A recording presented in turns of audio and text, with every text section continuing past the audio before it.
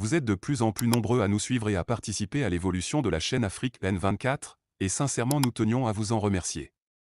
Nous lisons tous vos commentaires qui enrichissent le débat et vraiment nous vous demandons de nous soutenir, en aimant les vidéos pour une large diffusion, et pour continuer à avoir une ligne éditoriale indépendante, et vous proposer de nouvelles émissions toujours de plus en plus enrichissantes. Ne restons pas passifs, soyons actifs. Merci et à bientôt. Togo, quand les femmes deviennent bourreaux, la honte d'un régime à bout de souffle. J'ai mal pour ces femmes qui torturent. Vous répondrez de vos actes. Au Togo, les 5 et 6 juin 2025 resteront dans les mémoires comme des journées noires de répression aveugle. Les arrestations massives de manifestants pacifiques, suivies de traitements inhumains, ont une fois de plus révélé la brutalité d'un système acculé. Mais au-delà des violences elles-mêmes, un fait choque davantage l'opinion publique. Des femmes gendarmes, celles-là même qui incarnent l'espoir d'une représentation égalitaire au sein des forces de sécurité, se sont transformées en tortionnaires. Des bourreaux en uniforme féminin. Dans une ironie cruelle de l'histoire, ces femmes jadis saluées pour leur percée dans un univers masculin sont aujourd'hui pointées du doigt pour leur participation active à des actes de torture. La cause des femmes, longtemps défendue par des mouvements de la société civile, se retrouve ainsi trahie par celle-là même qui devait incarner l'exemplarité, l'écoute, la retenue et la justice.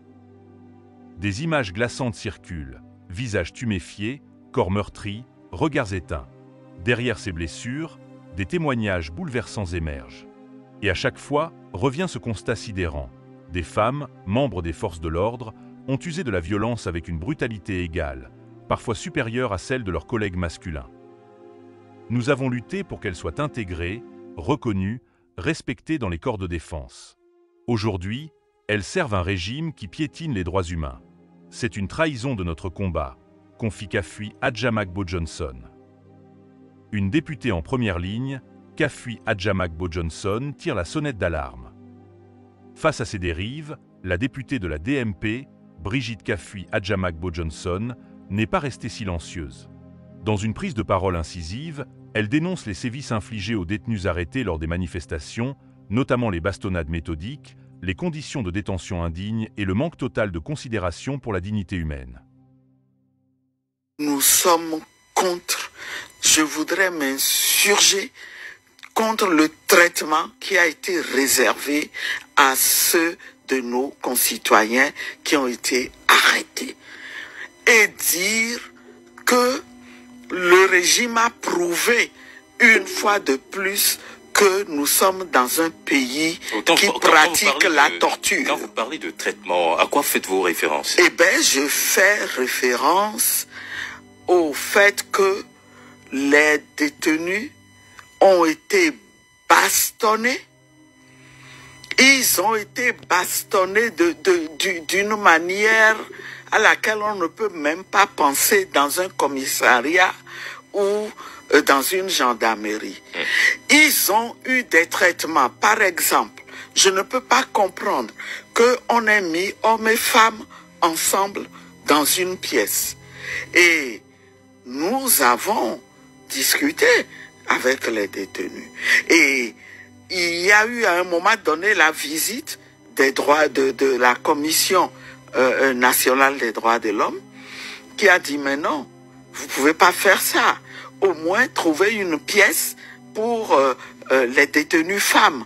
On les a effectivement mises dans une autre pièce avec des lits, il paraît, mais dès que les représentants de la CNDH ont tourné le dos, eh bien on les a ramenés dans la même salle.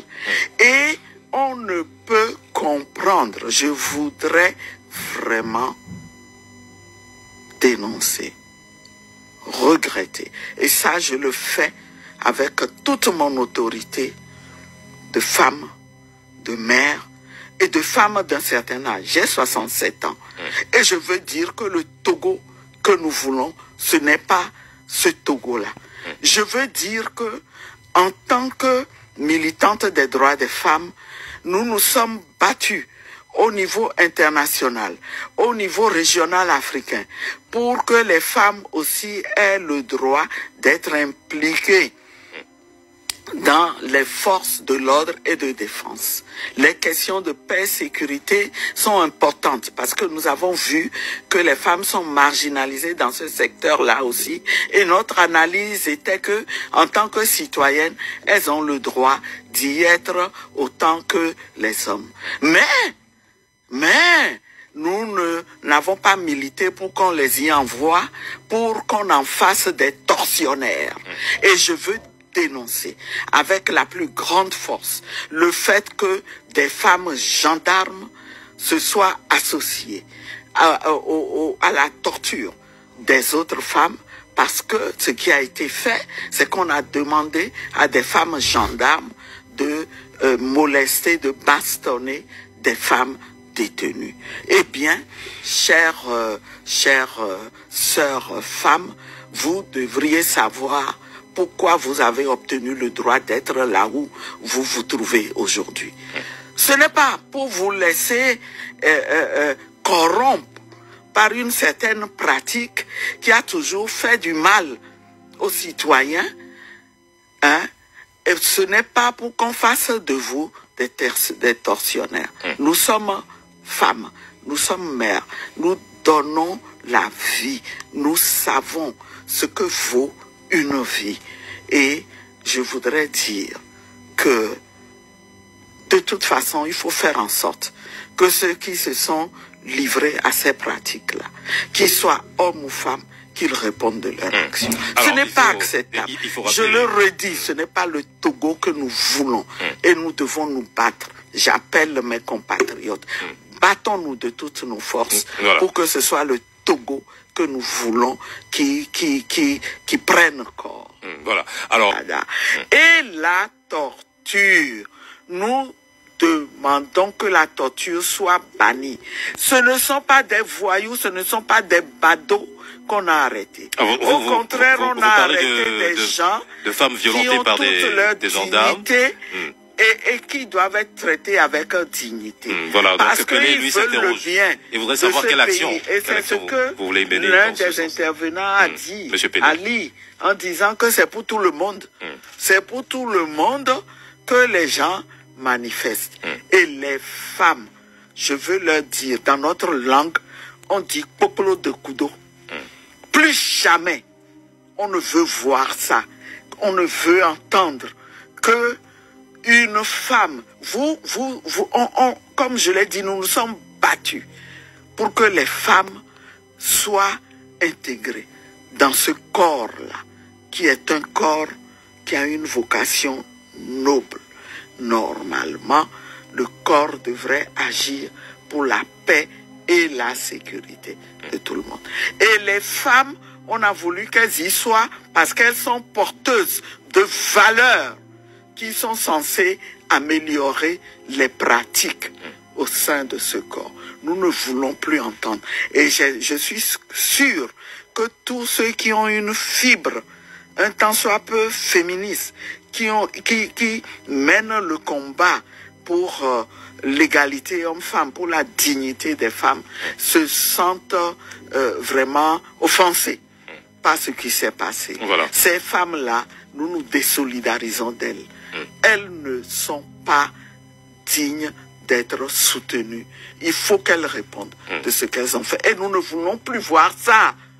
Nous ne voulons plus voir ça, nous femmes, qu'une femme maltraite et torture les gens comme on le fait dans les centres de détention. Nous ne voulons plus de ça. Ce régime a prouvé une fois de plus que la torture est systémique. Ce qui s'est passé dans les commissariats et les gendarmeries dépasse l'entendement. On a mis des hommes et des femmes dans la même pièce, sans séparation, dans un mépris total des normes les plus élémentaires de détention. L'intervention de la Commission nationale des droits de l'homme, CNDH, bien que tardive, a permis de corriger partiellement certaines irrégularités. Les femmes détenues ont été déplacées dans une autre pièce, avec des lits, ajoute-t-elle. Mais le doute plane. L'emploi récurrent de l'expression « il paraît » dans les témoignages reflète l'opacité et l'absence de transparence des autorités sur ce qu'il se passe réellement derrière les murs. Une dérive institutionnalisée. Le phénomène des femmes tortionnaires n'est pas un cas isolé, ni une simple bavure. Il est le symptôme d'un système qui a perdu toute boussole morale.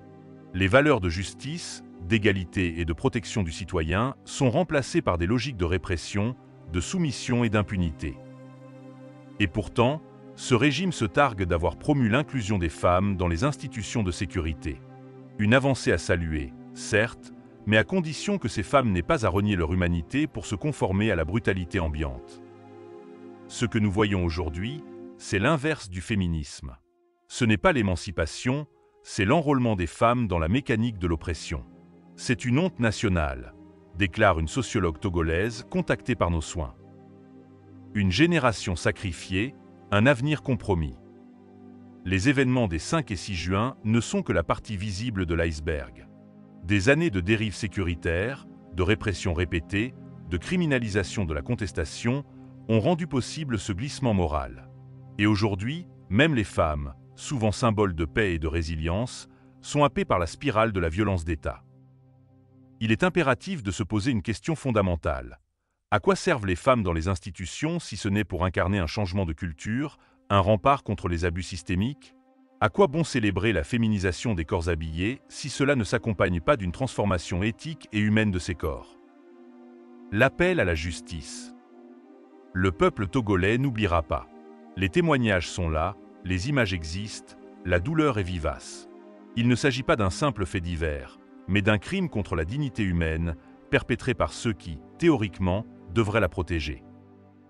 À ces femmes qui ont levé la main sur d'autres femmes, à ces sœurs devenues geôlières, le message est clair, vous répondrez de vos actes. Pas seulement devant la justice humaine, mais aussi devant l'histoire et la mémoire collective. Car la vie humaine est sacrée, et aucune injonction d'État ne saurait justifier sa profanation. Les faits en bref. Date des événements, 5 et 6 juin 2025. Violation documentée, bastonnade, torture, détention mixte illégale. Figures Cleese, Bridget Kafui Adjamagbo Johnson, CNDH. Acteurs controversés, femmes gendarmes accusées de torture. Réaction de la société civile, choc, dénonciation, appel à la justice. Dans une société en quête de justice et d'égalité, il n'y a pas de place pour les bourreaux, qu'ils soient hommes ou femmes. La lutte pour la dignité humaine doit rester indivisible. Et au Togo, l'heure est venue de remettre les principes au cœur de l'action publique.